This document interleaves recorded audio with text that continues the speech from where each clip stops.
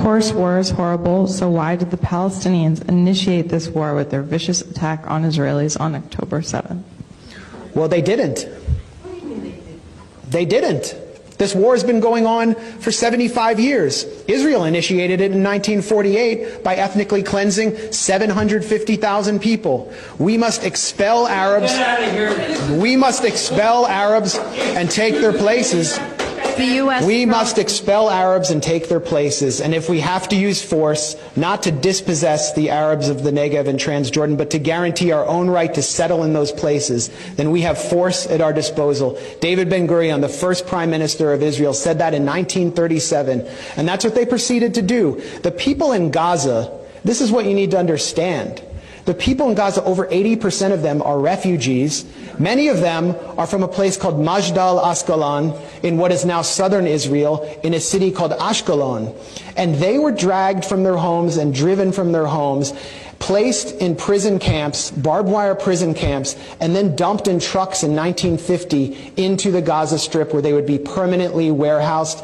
And then Israel proceeded to move Arab, Jewish refugees and Russians into Ashkelon to prevent them from ever coming back, and pass laws to prevent Arabs, Palestinians from being able to return to their homes. 750,000 were ethnically cleansed.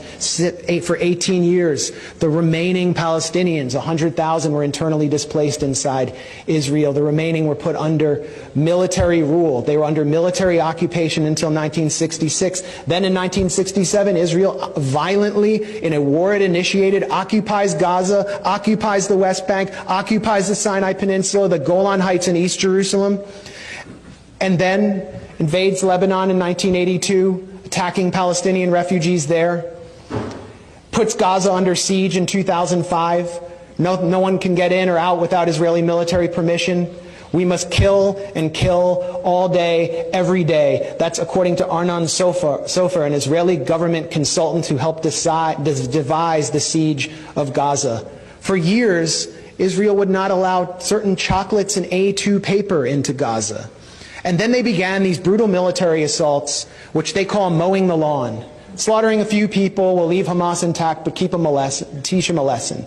And I talked to you about those assaults that took place on Gaza.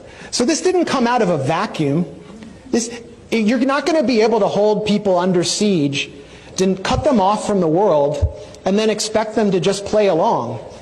That doesn't mean that I celebrate what happened on October 7th. It should have never had to happen. The reason it happened is because of the Israel lobby here, the genocide Democrats and the genocide Republicans who deny the Palestinians any right to have rights. And it's the right to have rights that defines you as a citizen. They're citizens of nothing.